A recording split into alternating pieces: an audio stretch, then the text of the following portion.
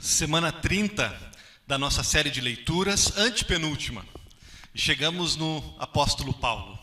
Tanta coisa.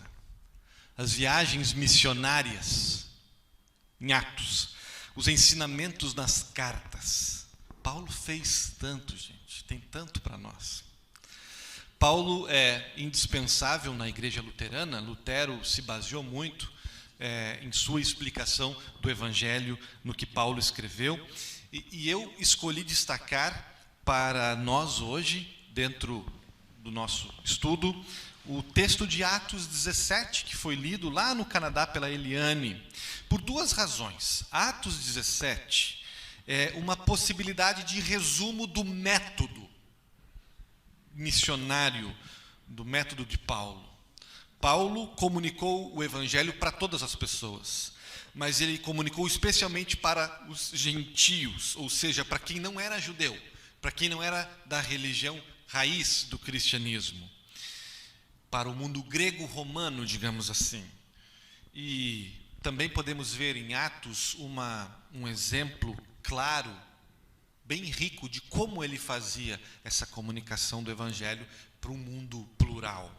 A segunda razão é porque o que acontece em Atos 17 tem muito a ver com a realidade da nossa igreja aqui no Rio de Janeiro e também mundo afora, em grandes centros urbanos, grandes centros de conhecimento. O que está acontecendo em Atos 17?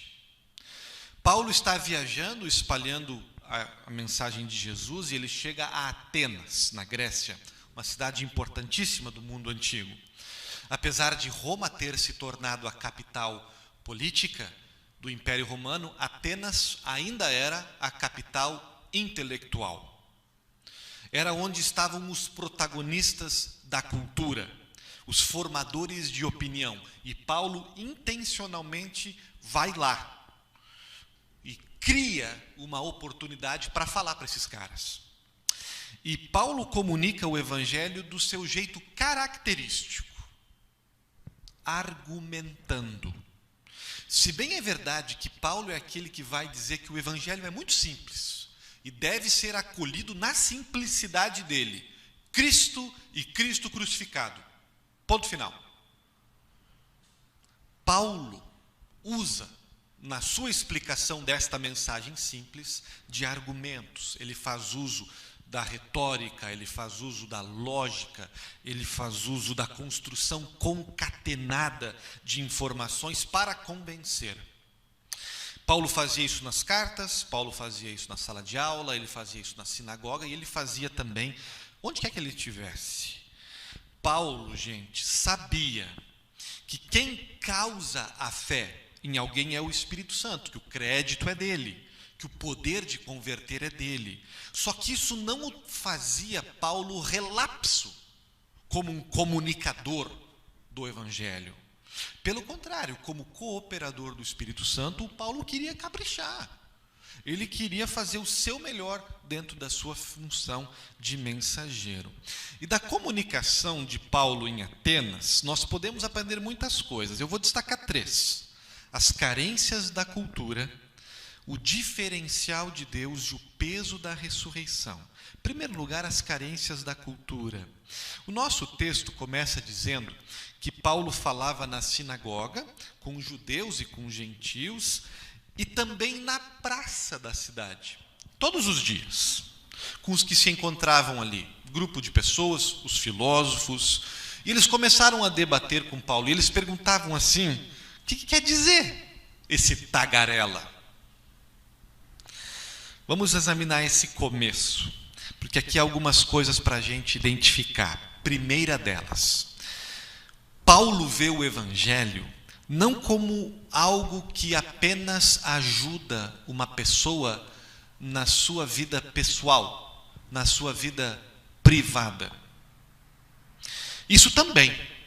Mas Paulo vê o Evangelho na praça, no mercado público. Paulo está no centro da cidade, no mercado, na ágora, onde se ficava sabendo das notícias naquela época. No centro da comunicação, no comércio, no centro da arte, da política, onde as novidades da filosofia, onde os top trends, por assim dizer, eram espalhados e testados. Paulo não está, gente, intimidado de ir a esses lugares. Pelo contrário, Paulo entende, isso vale para a gente, que o evangelho merece estar aí, fazendo parte desta conversa. Esse primeiro ponto é importante para nós, porque há uma tendência de pensarmos a fé como algo meramente privado, meramente individual. Que eu faço no interior da minha casa, que eu faço com algumas pessoas no domingo na minha igreja. Claro que o cristianismo tem um aspecto de privado e de pessoal. Mas ele é muito mais que isso. Ele é público, ele é social. A fé que vocês têm, meus irmãos e minhas irmãs, não foi dada para vocês reservá-la num esconderijo, num lugar de confidencial.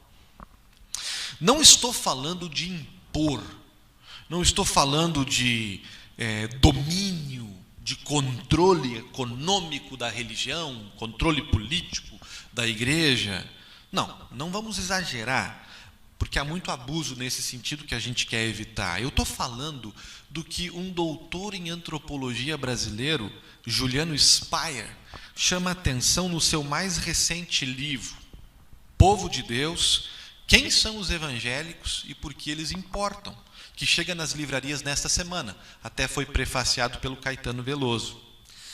Numa entrevista ao portal de notícias DW, Speyer aponta que a elite brasileira tem uma visão estereotipada, pouco esclarecida e muito arrogante sobre a realidade complexa dos cristãos. Num artigo que saiu hoje no Globo, ele vai reafirmar essa posição, vai falar de um preconceito contra os evangélicos e de como esse preconceito influencia nas eleições. Talvez esse debate todo e esse preconceito todo tenha deixado muitos de vocês tímidos de revelarem o seu cristianismo. Talvez tenha feito vocês encasular a fé de vocês. Sem negar os problemas que o mau testemunho da fé às vezes deixa por aí, o antropólogo que não é cristão vai dizer: as igrejas produzem um serviço social público que o Estado não dá conta e para os quais a sociedade brasileira não se mobiliza. É um estado de bem-estar informal, segundo as palavras do antropólogo. Em outras palavras, o cristianismo tem feito muito bem na esfera pública e social. O discurso cristão e a prática cristã saudáveis merecem estar na esfera pública. Mas como, gente? Vou para um segundo ponto do texto, que é o verbo usado pelo autor do livro de Atos, que é Lucas, que estava junto com Paulo nesse dia, que sabia bem como Paulo trabalhava, porque era seu companheiro de viagem, que é o verbo dialegomai. Diálogo, né? E se nós pensarmos em diálogo de forma genérica, já funciona para a gente, para a nossa valorização do que o Paulo fazia. Porque como essa palavra diálogo é importante hoje em dia, em todas as nossas relações, e também no nosso testemunho de Jesus Cristo. Não ataques, não monólogos, mas diálogos. Mas nós podemos ir além e explorar ainda mais essa palavra no contexto do apóstolo Paulo. Dialegomai. Tinha a ver com uma argumentação muito específica naquela época. O diálogo socrático. Já ouviram falar? Que não é apenas um debate, que não é apenas pregação. Paulo não ia ao mercado, à praça, dizer assim: aqui está a verdade, mesmo que ele podia fazer isso. Sua abordagem estratégica era diferente. Diálogo socrático. O que significa isso?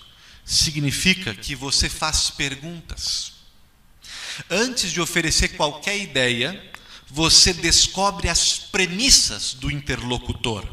Você escuta com calma e então você consegue demonstrar os pontos fracos na base destas premissas. Nós estamos novamente na temporada dos debates de candidatos e a gente quase não vê nada nesses debates de dialegomai. Porque cada um tem o seu script, sabe? Cada um já tem os seus pontos de fala, os seus discursos, as suas perguntas pré-ensaiadas e os seus ataques também. O que Paulo fazia, diálogo socrático, era distinto: escutar, engajar-se no argumento do outro. E isso também nos mostra uma outra coisa, em terceiro lugar, que Paulo acreditava que o Evangelho, a mensagem de Jesus, tinha essa capacidade de desafiar as ideias dominantes. Tinha qualidade no seu conteúdo para fazer frente a qualquer debate. Bem importante para a gente isso. Quantos de nós, talvez, pensamos que o Evangelho, que as doutrinas da nossa fé não possuem credibilidade, qualidade, para entrar em contato com as ideias que fazem parte da cultura ao nosso redor? Sei lá. Talvez foi um professor universitário que nos assustou. Talvez foi uma experiência negativa que nos traumatizou. Paulo está dizendo: o cristianismo tem conteúdo, sim. E se tem conteúdo para estar em Atenas, tem conteúdo para estar em qualquer lugar. Por um lado, Paulo está nos dizendo: não apenas pregue, ou seja, fale sem engajamento, sem conhecer as premissas, sem perceber pontos de contato, sem conhecimento de causa. Não passe vergonha abrindo sua boca para falar alguma bobagem. Porém, Paulo vai dizer, por outro lado, não fique quieto. Não se esconda, não se omita, porque temos o que dizer. Temos conteúdo para dialogar. E um último detalhe que eu chamo a atenção nessa introdução, algo bem interessante que nós temos aqui, é a nossa vantagem na posição da história. A gente pode ver isso com uma certa ironia até. Que ironia? A ironia é que Paulo é zoado. Vocês perceberam isso no texto? Ele é zoado lá em Atenas. Ele é zoado na chegada, ele é zoado na saída. Na chegada eles chamam de tagarela, essa palavra que está lá. E na saída vemos que aquela elite intelectual vai lhe esnobar. A ironia é que 250 anos depois daquele dia de Paulo em Atenas, o cristianismo de Paulo arrebata o Império Romano e vai transformar completamente as ideias dominantes do mundo inteiro, a arte, a ética, as relações humanas, a filosofia, a ciência, os direitos humanos e a religião. Diante de Paulo, naquele dia, os atenienses riem. Acharam ridículo. Quem em sã consciência, quem no topo da sua inteligência, eles pensavam, acreditaria numa mensagem dessas? 2 séculos depois, praticamente todas as pessoas inteligentes do Império acreditavam. Como isso aconteceu, pastor? Há um grande debate nisso. E um dos ângulos de interpretar é perceber como cada cultura, cada ideologia dominante tem suas fraquezas. As pessoas têm perguntas, gente, elas têm crises, elas têm sonhos, e a cultura dominante tenta responder. Só que a resposta, muitas vezes, da cultura cai por terra com o tempo. Provam-se insuficiente. Chegou o cristianismo e respondeu de um jeito especial, concreto, que fez a diferença. Apontou as fraquezas das ideias e mostrou um caminho alternativo mais belo, mais coerente e mais cativante. Nós vemos isso no texto de alguma forma, vou mostrar para vocês.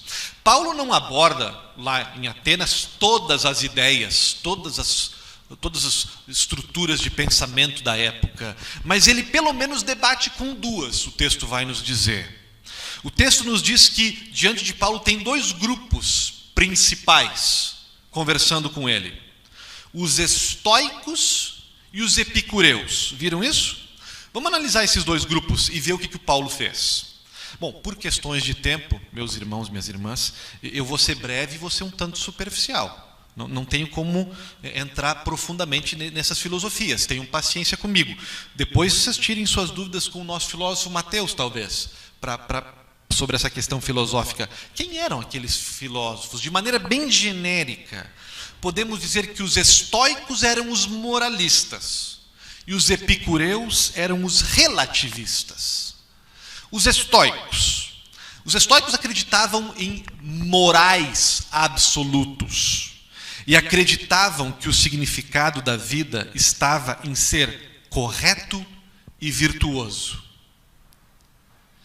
Como a própria etimologia da palavra entrega, os estoicos eram os firmes na vida. Controla a tua vida. Quando passar por um problema, fica firme. Não chora, homem não chora, homem não lamenta, homem não quebra. Não deixe nada te abater. O significado da vida para os estoicos, ser forte.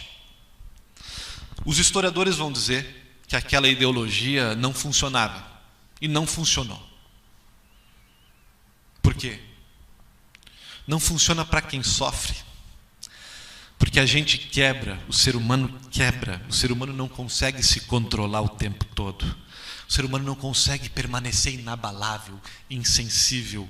E quando o cristianismo chegou falando de esperança, falando de vida eterna, de ressurreição, de misericórdia, de humildade, de força na fraqueza, aquela mensagem foi muito mais consoladora e muito mais útil para as pessoas que ousam admitir que sofrem.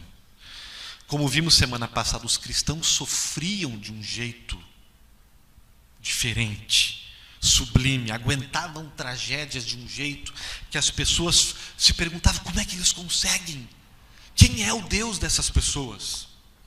Então vemos os epicureus. Os epicureus acreditavam que quando você morre é o fim da história. C'est fini. Segundo os epicureus, até pode ser que existam alguns deuses, mas eles não estão perto, eles são remotos, eles não estão envolvidos com a gente. E por isso o significado da vida não é ser forte ou virtuoso. O significado da vida é ser feliz. Deixa a vida me levar, a vida leva eu. Epicureus.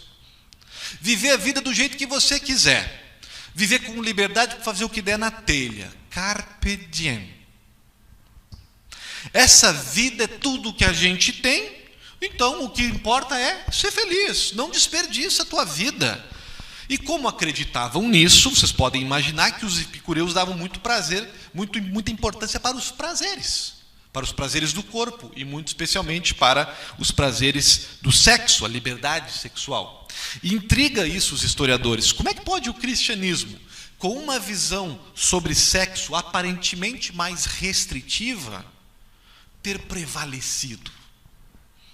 A resposta pode estar no fato de que a visão epicureia do sexo, da vida, trazia uma aparente liberdade momentânea, mas era uma ilusão, porque levava a uma solidão e a um sofrimento a longo prazo. A longo prazo, a vida ou a visão cristã sobre sexo, sobre prazer, sobre vida abundante, traz uma satisfação muito mais profunda e duradoura e democrática. A abordagem dos epicureus funcionava apenas para poucos e por pouco tempo. Era sexista. E essa conversa é importante hoje, porque a revolução sexual que nós enfrentamos no passado, que continuamos enfrentando, porque as pessoas meio que voltaram a essa ideia dos epicureus, e as pessoas embarcaram nessa canoa furada. Ela é parte das nossas conversas, das nossas relações. Nós cristãos Nós cristãos somos muitas vezes acusados de estar fora de moda com os nossos princípios e fronteiras. Só que nós podemos dizer: já vimos esse filme. E temos motivo para termos as nossas convicções sobre casamento, sobre intimidade, sobre relacionamento, sobre romance, sobre paixão comprometida, saudável e responsável. A outra opção não funciona, gente. Não funciona a longo prazo. É violenta, desumaniza, deixa rastros de sangue, gera lágrimas. As carências da cultura. Outra carência de Atenas. Os estoicos acreditavam que havia uma moral absoluta, e essa moral absoluta era chamada de logos. Logos era o significado da vida. Logos era a estrutura do universo, o motor. E ela deveria ser discernida com muito suor, com muito esforço, com muita contemplação. Ela estava, na verdade, destinada a uma elite. Os cristãos chegaram e disseram: João, Paulo, sim, existe um logos. Existe um significado da vida, uma estrutura por trás de tudo. Mas esse logos é uma pessoa. Esse logos se encarnou. É Jesus. E ele não está disponível apenas para os mais esclarecidos intelectualmente, para os mais capazes de contemplar, de filosofar. Ele está disponível para qualquer criança. O reino de Deus. Para qualquer mulher que na época era escanteada no mundo grego. Para qualquer pobre coitado, o Logos estava ali. Vinde a mim. Vinde a mim. Acessível. Através do batismo, o Logos podia ser amigo de qualquer um. Podia ser salvador de qualquer um.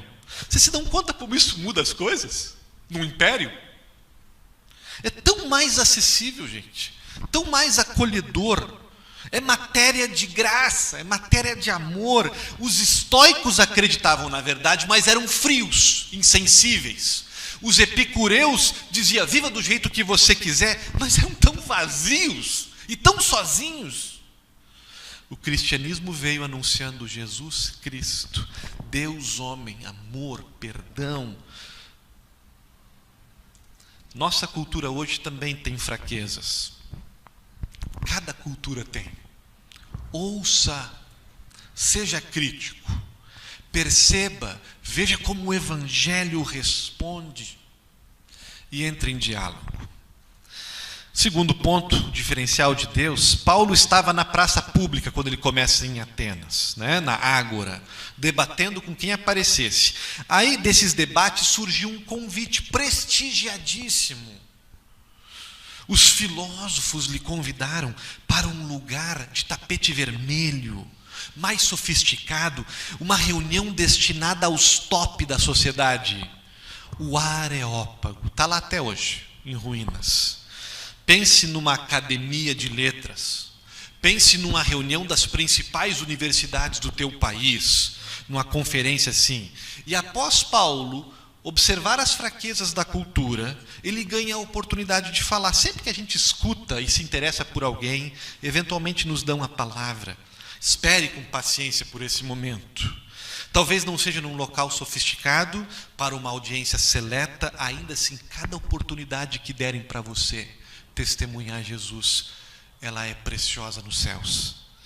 E lá, no Areópago, na fala de Paulo, vamos destacar o coração da mensagem, o diferencial de Deus. Paulo deu a eles um Deus muito maior do que eles podiam imaginar. O Areópago estava repleto de objetos de culto, de estátuas de deuses gregos. E estes deuses eram espinhosos, eles tinham um senso de humor esquisito, eles se ofendiam por qualquer coisa, eles eram excêntricos e egocêntricos, estavam sempre de rixa um com o outro, sempre aprontando um para o outro. Basicamente, eles eram uma cópia nossa, com anabolizante. Mas eles tinham que cultuar aqueles deuses. Tinham que cultuar. Porque tinham que agradar eles para ter algum tipo de benefício, de favor. Você tinha que fazer alguma coisa por Poseidon para poder ir dar uma aula de vela, Alexandre, no mar. Você tinha que fazer alguma coisa antes por Poseidon para ter alguma coisa em troca. Mas você não apreciava os deuses. Você fazia por causa do suposto retorno. Você não adorava esses deuses pela beleza deles, pela majestade deles, pelo caráter deles, pela bondade deles. Você não fazia porque eles mereciam. Você cultuava porque era o que todo mundo fazia em troca de algum favor. E aí chega então Paulo para eles e diz: povo de Atenas, eu percebo que vocês são muito religiosos. Estou observando como vocês são religiosos, como vocês têm altares diversos. Tem um aqui que eu prestei atenção. Tem um altar aqui ao Deus desconhecido. A gente não tem certeza exata porque é que lá no Areópago tinha esse altar para um Deus desconhecido. Tem uma tese muito bonita, muito interessante sobre isso. Mas não é o meu ponto hoje. O ponto é que Paulo vê aquele altar e diz assim: aqui tem um sinal para mim. Vocês estão vendo esse altar aqui? Vocês sabem que vocês têm um Deus que vocês não conhecem. Vocês têm um pressentimento que tem um Deus diferente. Só não foram capazes de identificá-lo. Eu estou aqui para revelar quem é esse Deus. E aí Paulo passa a descrever esse Deus. Primeiro de tudo, ele diz que esse Deus é muito maior que qualquer outro. Ele criou o mundo e tudo o que existe. Ele é o Senhor do céu e da terra. Segundo lugar, ele diz: ele não apenas criou tudo, mas não depende de nada nem de ninguém. Ele não é servido por mãos humanas, como se precisasse de algo. Ele é autossuficiente, ele é autossustentável. Ele é soberano sobre todas as coisas. E ele fez o que fez e faz o que faz, diz Paulo, para que as pessoas o busquem. E talvez o encontre, apesar de que ele não está longe de ninguém. Ou seja, Paulo está descrevendo um Deus muito mais transcendente, muito maior do que os deuses que ele conhecia, e ao mesmo tempo muito mais próximo, muito mais imanente. Um Deus que quer comunhão, um Deus que quer relação. E aí Paulo diz então para eles: vocês no fundo já conhecem esse Deus, já têm uma ideia. E aí cita textos, poemas da literatura grega, como seus poetas já expressaram. Os vossos pensadores já mencionaram a existência desse Deus. O que Paulo está fazendo, gente? Paulo está argumentando. Paulo está fazendo um argumento de um Deus que não exige adoração em troca de favor. Merece ser conhecido, merece ser adorado. E o argumento de Paulo, ele vai aqui na mente e ele vai lá no coração. Como assim, na mente? Na mente, gente, porque Paulo está dizendo: eu não estou inventando nada. Eu só estou mencionando para vocês um Deus que já habita, que você já tem pistas sobre ele. Só precisam de mais informações. Ele não está defendendo a existência de um Deus novo. Ele não começa do zero com os filósofos atenienses. Ele fala de um Deus que já habitava no coração deles ou da cultura. E esse é um argumento que nós podemos usar hoje. Com aquele ativista, sabe, daquela causa humana, social, que não está seguro se crê ou não crê em Deus. Para o agnóstico, para o ateu, para o cético da sua fé, da nossa igreja, que tem um monte de dúvidas, mas valoriza valores, ética, que são ideias do nosso Deus.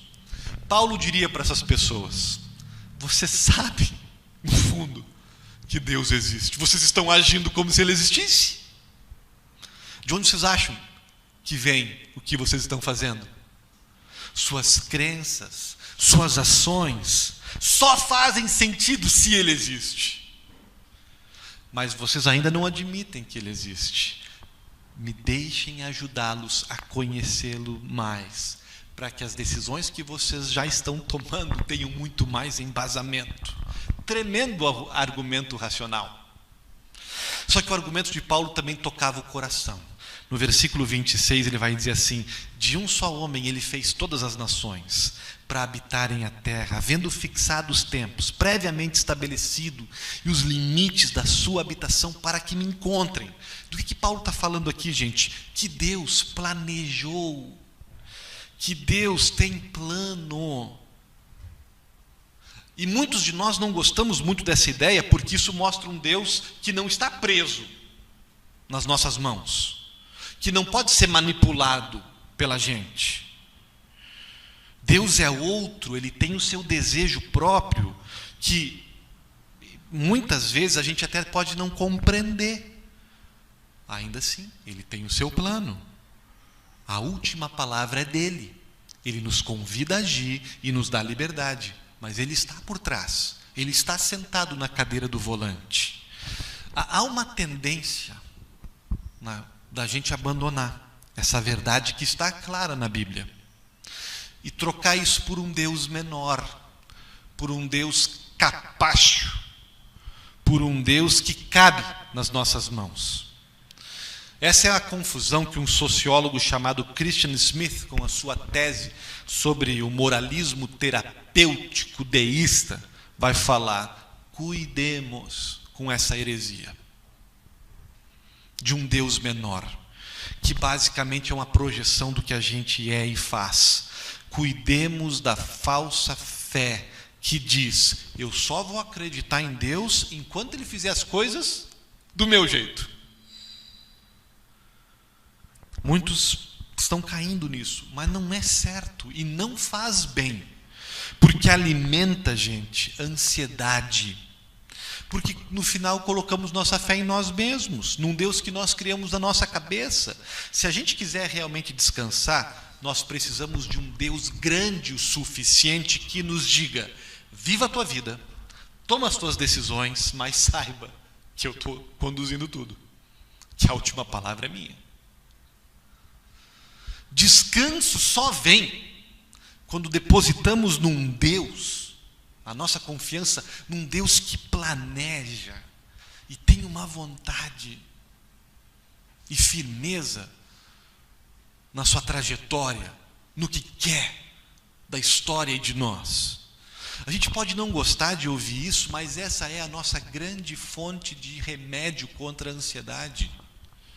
Remédio para o coração, um Deus presente e grande o suficiente para criar o universo, mas para sustentar, para cuidar de nós no nosso dia a dia.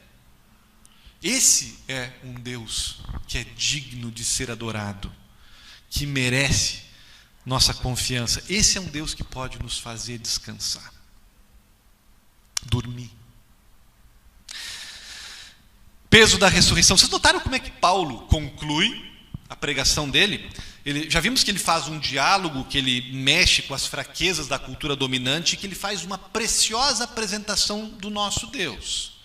E como é que ele termina? Vocês notaram que ele nem menciona o nome de Jesus? Por que ele não menciona? Porque ele foi interrompido. E por que ele foi interrompido? Desplugaram o microfone dele. Por que interrompe o Paulo?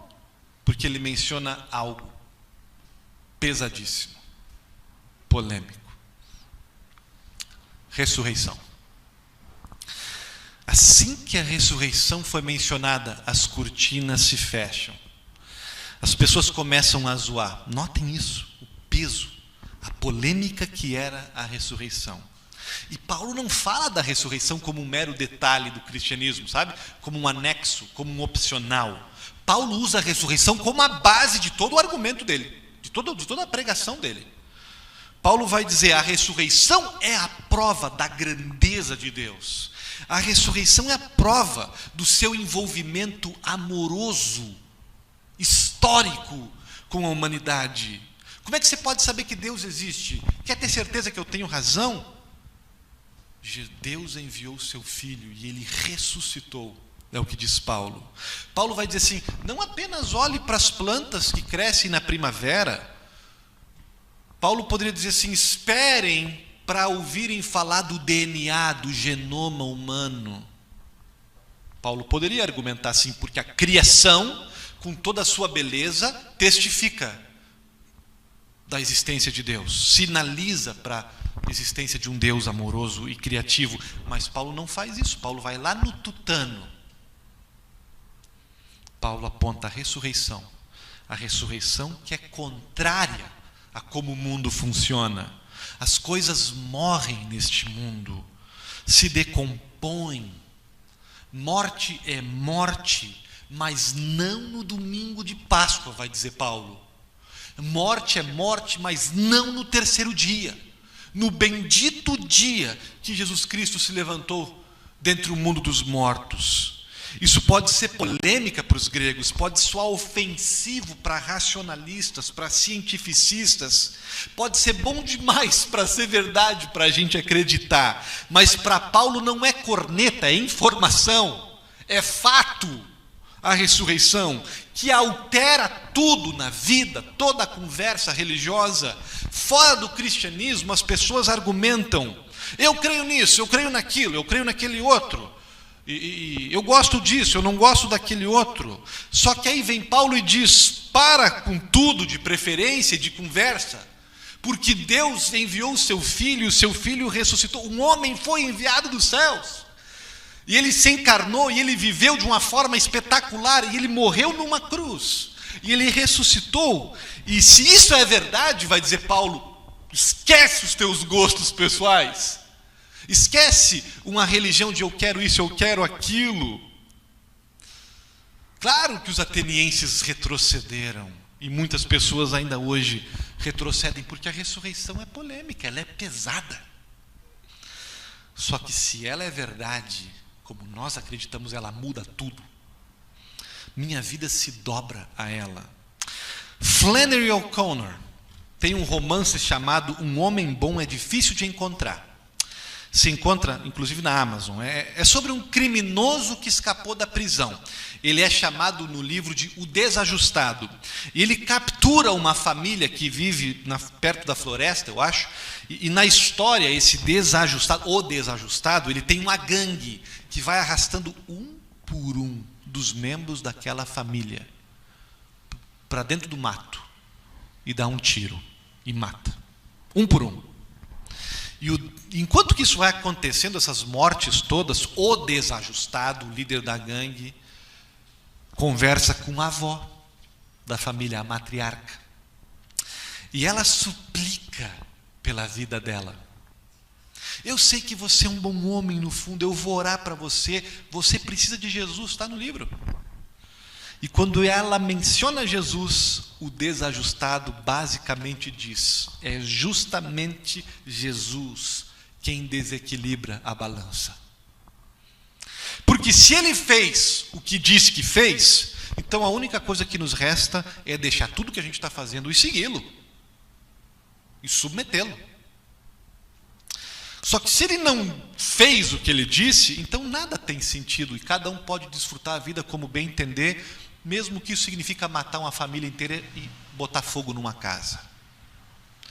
A autora Flannery O'Connor, numa de suas cartas, explica o significado daquele livro. Ela escreve: a história é um duelo entre o desajustado e a avó, entre as crenças superficiais da avó e o desajustado, quem mesmo sem seguir a Jesus entendeu o peso que Jesus tem na história. O criminoso viu como a ressurreição polêmica é pesada, porque se Cristo não ressuscitou, cada um pode viver como bem entender. Eu escolho isso, eu escolho aquilo, eu faço o outro. Mas se ele fez o que ele disse que ia fazer, então abandone tudo e siga ele, sem meios termos, sem ressalvas. Vocês enxergam o peso da ressurreição? A ressurreição de Cristo já reivindicou a tua alma, a tua agenda, teu casamento, teu dinheiro, teu trabalho, tua ideologia. Irmãos, não sejamos como a avó do romance, uma crença superficial. Sintamos o peso que Paulo deu, que a Bíblia dá, para a ressurreição de Jesus Cristo, um Deus vivo, real, vivo e ativo. Porque se essa ressurreição não aconteceu, não tem sentido. Somos os mais infelizes seres humanos, diz 1 Coríntios. Mas se ela aconteceu, e ela aconteceu,